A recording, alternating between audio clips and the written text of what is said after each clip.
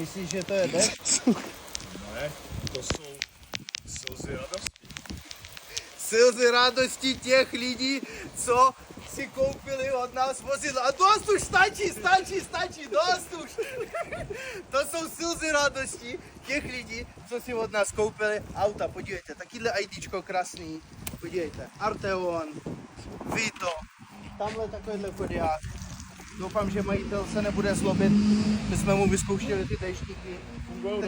Fungují dobře, zachrání vás. Takže lidi, nestrácejte čas i vy, omlouvám se, přetáčet už to nebudem, protože to je jenom jeden pokus, víte proč? Protože tady ten už je totálně mokrej.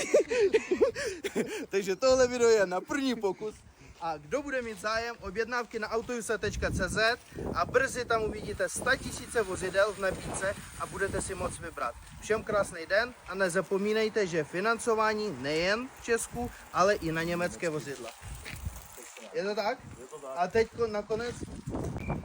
A hlavní je to. Ne, krásný den. Krásný den.